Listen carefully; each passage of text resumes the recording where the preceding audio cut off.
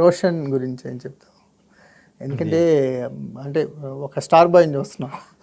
నేను literally machine impossible అప్పుడు చెప్పాను. నేను మిషన్ ఇంపాసిబుల్ అప్పుడే వేరే లెవెల్లో ఉన్నాడు అసలు, ఇంత ఈజీ. ఇంకొకటి ఏంటనంటే ముఖ చిత్రంలో కూడా పాట పాడేదే క్లాస్, ఇది హీరో చిన్నప్పుడుది లవ్ స్టోరీ మొత్తం రోషనే.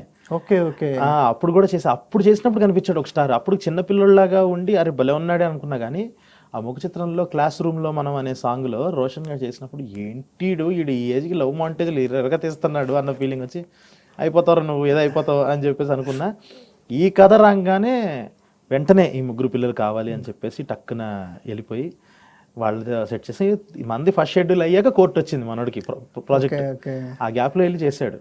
కోర్టు తర్వాత అలాగే ఉన్నాడా? అయ్యా అసలు బంగారం వాడు, అలాగే ఉన్నాడు.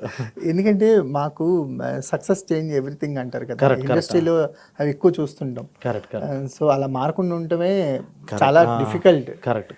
మాకు రోషన్ చూస్తుంటే మాకు అంటే చైల్డ్ ఆర్టిస్టులు చాలా మంది ఎక్కడో చోట వాళ్ళ ప్రయాణం ఆగిపోయింది. ఎవరో ఒక పాయింట్లో ఆలీ గారి లాగాను, శ్రీదేవి గారి లాగాను ఒకసారి ఆగి కొన్ని రోజుల తర్వాత వస్తారు. ఈడు ఆగేలా లేడు. ఏ ఏజ్ అంటే ఇప్పుడు కూడా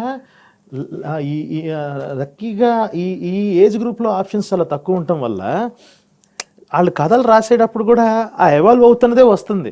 ఇప్పుడు నెక్స్ట్ ఒక 20 ఏళ్ళలో చేస్తాడు, నెక్స్ట్ మెల్లగా 23కి వెళ్తాడు, 25కి వెళ్తాడు, అది సేఫ్ ఇంకా సేఫ్ ఇంకా అదే సూపర్.